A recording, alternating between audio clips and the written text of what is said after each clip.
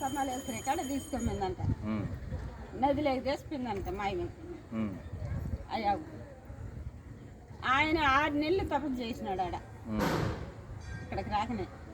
ఇంక లేడు, ఎడపోయినాడోనో నదిలో నదిలో పడిపోయినాడోనో అని ఇక్కడ వాళ్ళు అనుకున్నారంట, వాళ్ళ కొడుకులు మన వాళ్ళు అందరూ. లాస్ట్కి 6 నెలలు కాలినానికి వచ్చినారంట.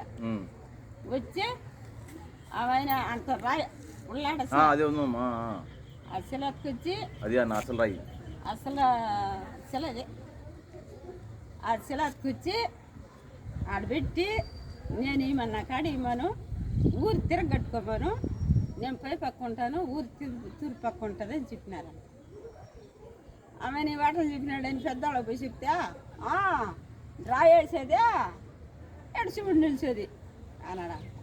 పిల్లకాయలు పెద్దవాళ్ళకి ఆడవాళ్ళకి మగవాళ్ళకి అందరికి మొత్తం వాంతులు పేదలు కలిగినాయి.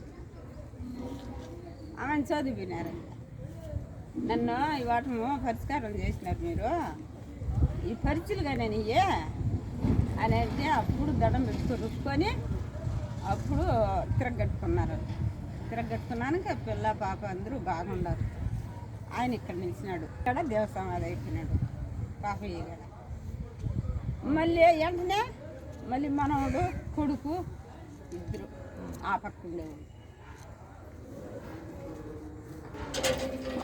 అందుకని అల్లంపల్లి అని పేరు వచ్చింది అనమాట. అందుకు దేవుడి ఎల్లంపల్లి, దేవుడి అల్లంపల్లి.